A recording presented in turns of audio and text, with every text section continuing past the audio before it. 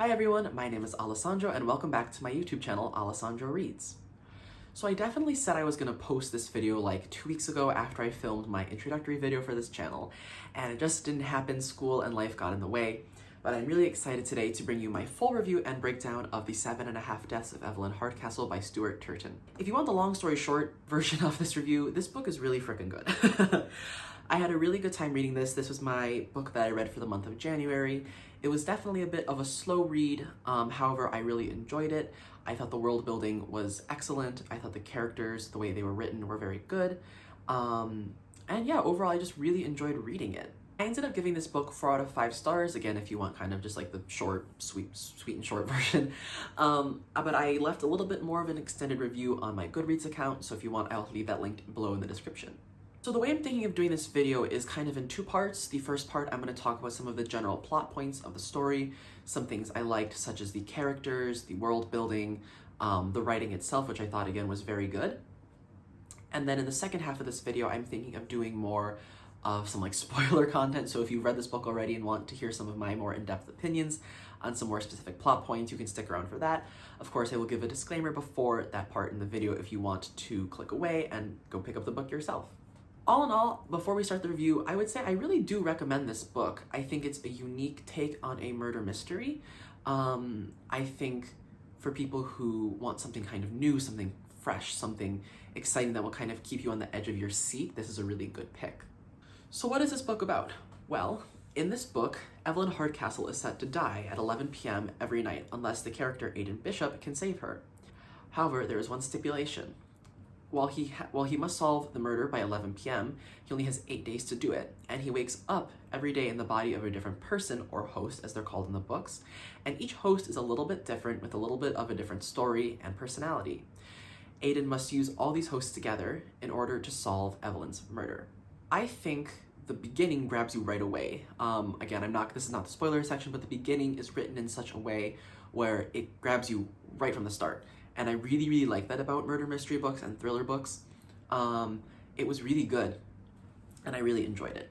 I will say the biggest downside to this book is there is a lot of world building and character building. It is written from a few different perspectives because, as the back states, there are different bodies the character wakes up in every day, and each of them are a little bit different, so it takes some time to establish each character for every host he wakes up in.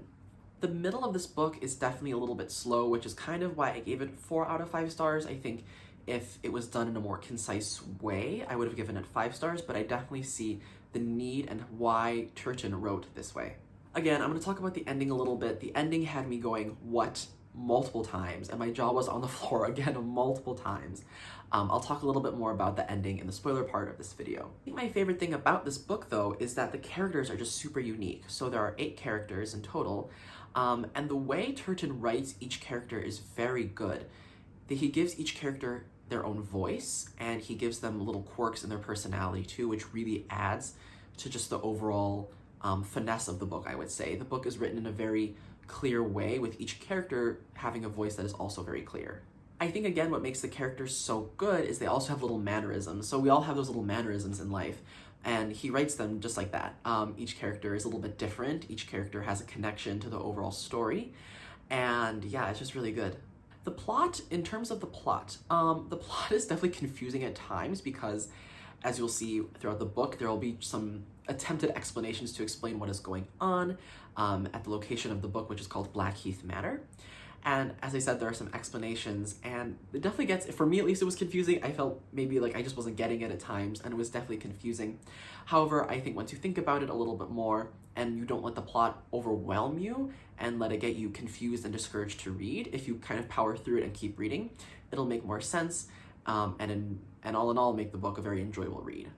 All in all, I think this is an excellent murder mystery book, and I believe this is Turton's debut novel, and for a debut novel, I was very shocked. The writing is extremely mature, the voice, again, is super clear, the world building is excellent. It overall has kind of this like gloomy, rainy day vibe, and so if it's like raining outside or snowing like it is for me, and you just want a chill day with a nice murder mystery book you can really get into, I would highly recommend this. So let's talk about the ending, and a little bit more of some of the characters that I found really unique. I will say, for those of you who have read the book, so this is, again, for those of you who haven't read it, this is your spoiler warning. don't say I didn't warn you because we're gonna talk about stuff now. So some of the characters, I don't know for you guys who've read it, but if you please tell me in the comment section below if you had anything that was really stuck out to you from this book, if there are any characters that you really enjoyed reading from their perspective. For me, I personally really liked reading from Ravencourt's perspective. I thought while I think it was very interesting to read some of Turton's comedic and self-deprecating ways he described Ravencourt, I thought overall Ravencourt's perspective was super interesting to read from. I think Jonathan Derby's perspective was also really interesting, seeing how that, I think at that point in the book, Aidan Bishop is dealing with the host wanting to take over his own body and his own personality, and he feels their most inner desires and urges. I think those were my two favorite characters to read. But also, I just was like, some of the plot points that seamlessly weave together with the Plague Doctor and Anna, I was just like, what? And it really blew my mind at some points because I really didn't know what was going to happen. I would say, especially the last 150 pages, I really didn't know what was going to happen. I'm definitely not someone who can sit with a murder mystery book and tell you what's going to happen. I definitely don't think I'm a reader in that way, where I'm like trying to solve the murder as I read the book. I'm definitely more trying to go along for the ride and see what's going to happen.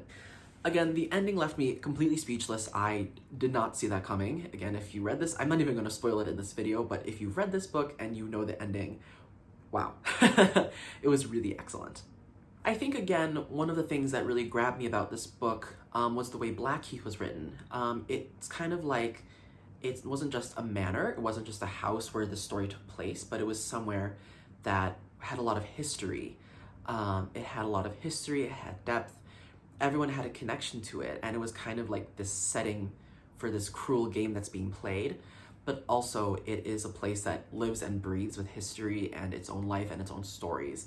And I think it was the perfect setting for it. I think, again, the rainy, gloomy setting, how each day repeats itself and how Turton kind of comes back to the fact that it's raining, it's gloomy out, the wind is really harsh, it's cold, it's damp, it's kind of aggressive.